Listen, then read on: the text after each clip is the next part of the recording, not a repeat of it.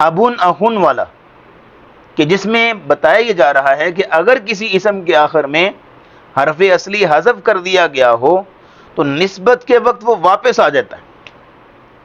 یہ ساری شکل آپ کے سامنے۔ اب آئیے ذرا ہم آخری قاعدہ پڑھتے ہیں اسم منصوب والا، اور اسی کے ساتھ ہمارا جو اسم منصوب والا جو چیپٹر ہے وہ ختم ہو جائے گا۔ وہ 8ویں نمبر پہ جو قاعدہ ہے،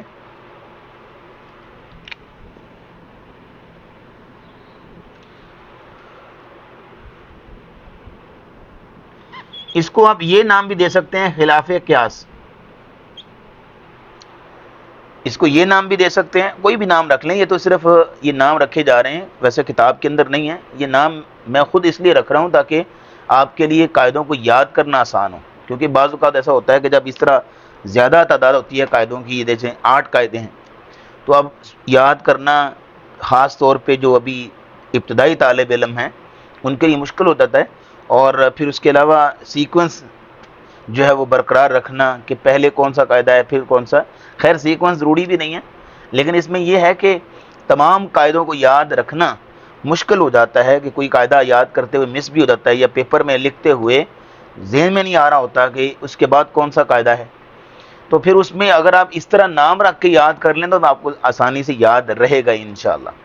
جیسے کہ الف مکسورہ والا قاعدہ، الف ممدودہ والا، شافعی والا، تائے تانیث والا، پھر اس میں یہ ایک فائدہ ہوتا ہے کہ آپ کو مثال یاد کرنے کی ضرورت نہیں پڑتی، کیونکہ اس میں آپ کو مثال آپ کو پہلے سے یاد ہے۔ شافعی والا قاعدہ کیا ہے جس میں مثال کون سی آتی ہے؟ شافعی والی۔ علی والا قاعدہ کون سا جس میں مثال علی والی آتی ہے؟ دہلی والا قاعدہ کون ہے جس میں مثال دہلی والی آتی ہے؟ تو آپ کو الگ سے مثال یاد کرنے کی بھی ضرورت نہیں پڑتی، اگر آپ اس طرح نام رکھ کے قاعدوں کے تو قاعدہ یاد کریں گے۔ اس میں یہ ہے کہ جب مثال آپ کے سامنے ہے تو اس مثال سے آپ تعریف بنا بھی سکتے ہیں، اس مثال سے قاعدہ خود بھی بنا سکتے ہیں اگر کتاب کے الفاظ ذہن میں نہ ہو، تو یہ ساری جو ہے وہ فوائد ہوتے ہیں اس طرح یاد کرنے کے۔ تو 8ویں نمبر پہ ہے خلاف قیاس۔ خلاف قیاس کہہ لیجئے، یا آپ اس کو دوسرا نام دے سکتے ہیں، اس طرح آپ لکھ لیجئے کہ نورانی والا قاعدہ، یہ آپ یاد رکھ لیں، نورانی والا قاعدہ۔ تو نورانی والا قاعدہ کون سا ہے؟ اس میں مصنف بیان کرتے ہیں کہ بعض جو الفاظ آتے ہیں یا حروف آتے ہیں وہ خلاف قیاس ہوتے ہیں۔ خلاف قیاس، قیاس کسے کہتے ہیں یہ بھی دیکھ لیجئے۔ خلاف قیاس الفاظ،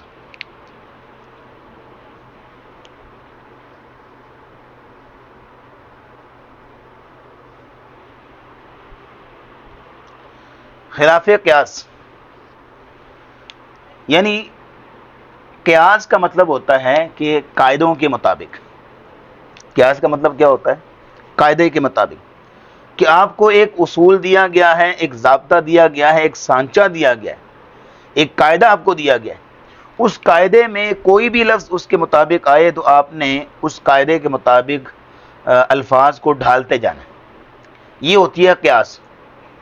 خلاف قیاس یعنی قاعدے کے برعکس، قاعدے کے اپوزٹ، قاعدے کے برخلاف، وہ عربوں سے سماع پر مشتمل ہوتا ہے، عربوں سے سماع پر مشتمل ہوتا ہے، یعنی عربوں نے اس لفظ کو اسی طرح جو ہے وہ بیان کیا ہوتا ہے، اور عربوں نے اس لفظ کو اسی طرح ایکسپلین کیا ہوتا ہے، اسی طرح بیان کیا ہوتا ہے، تو لہٰذا اسی طرح ہم ان کی دیکھا دیکھی، ان کی سنا سنی جو ہے وہ ہم بھی استعمال کرتے ہیں۔ جیسے مثال کے طور پہ یہاں دیکھیے گا کہ خلاف قیاس، جیسے مثال کے طور پر نور، یہ لفظ دیا گیا ہے یہاں پہ، اور نور سے آپ نے اسم منصوب بنانا ہے، تو قاعدہ ہمیں کیا کہتا ہے؟ قاعدہ ہمیں کہتا ہے کہ نور سے اسم منصوب بناتے ہوئے بس آخر میں یا نسبت لگاؤ تو اسم منصوب ہمارا بن گیا۔ نوری یہ بھی بولتے ہیں، اسم منصوب یہ بھی لوگ استعمال کرتے ہیں، نور سے نوریون، تو یہ بھی اسم منصوب آتا ہے۔ لیکن عرب لوگ جو نور سے اسم منصوب لے کے آتے ہیں وہ کسی قاعدے کے تحت نہیں ہے، بلکہ ان کا ایک اسپیسیفک ورڈ ہے نور سے اسم منصوب، کہ وہ آخر میں الف اور نون زیر نون یا نی یہ لگا دیتے ہیں. تو یہ ہے نور سے اسم منصوب یہ بناتے ہیں نورانی، نور سے نورانی. یہ خلاف قیاس ہے، کوئی قاعدہ نہیں ہے، کوئی اصول ضابطہ نہیں ہے، بلکہ عرب اس کو اس طرح استعمال کرتے ہیں. جیسے مثال کے طور پہ حق کن ہے، ہمارے سامنے ایک لفظ حق کن. اب حق کن سے اسم منصوب، اصول تو کیا ہے کہ آخر میں یا نسبت ایڈ کرو، لیکن وہ یا نسبت ایڈ نہیں کرتے، وہ حق سے حقانی، حقانی یہ جو ہے وہ بناتے ہیں. جبکہ یہ کوئی اصول نہیں ہے، یہ کوئی ضابطہ نہیں ہے، لیکن عرب اس کو اسی طرح یوز کرتے ہیں، اس طرح استعمال کرتے ہیں. تو اہل زبان کیونکہ ان کی زبان ہے، تو جس طرح وہ استعمال کریں گے ہم نے بھی اسی طرح استعمال کرنا ہے. اسی طرح رائے، یہ ایک علاقے کا نام ہے رائے. اس کو اسی انگلش میں تو یہ لکھتے ہیں RAY، رائے. یہ ایران کے نزدیک ایک شہر کا نام ہے، ایران کے نزدیک ایک شہر کا نام ہے. اب اس رائے سے اگر کسی نے اسم منصوب بنانا ہو، اپنے آپ کو اس علاقے کی طرف منصوب کرنا ہو، تو اس لیے آخر میں یا منصوب لگانا پڑے گی آپ کو، یا نسبت جو ہوتی ہے. تو یا نسبت لگائیے تو کیا بنے گا؟ ریون. اسم منصوب کیا آئے گا؟ ریون. لیکن وہ عرب لوگ ریون نہیں استعمال کرتے، بلکہ رئی سے راضی استعمال کرتے، راضی یہ استعمال کرتے، رئی سے راضی استعمال کرتے ہیں.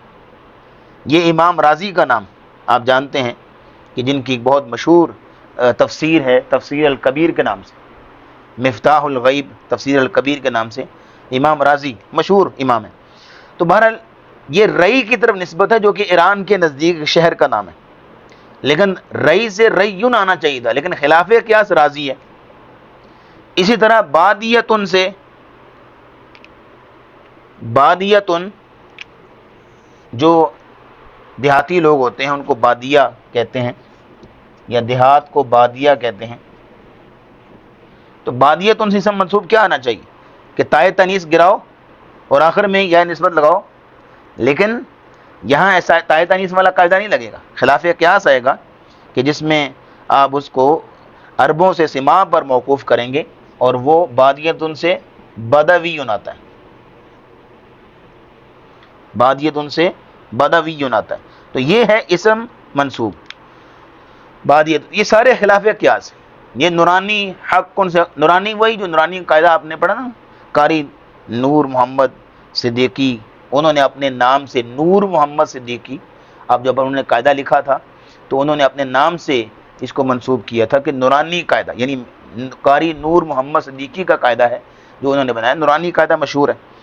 تو اسی طرح حق کن سے حقانی، رئی سے راضی، بادیتن سے بدوی، سارے خلاف قیاس ہیں.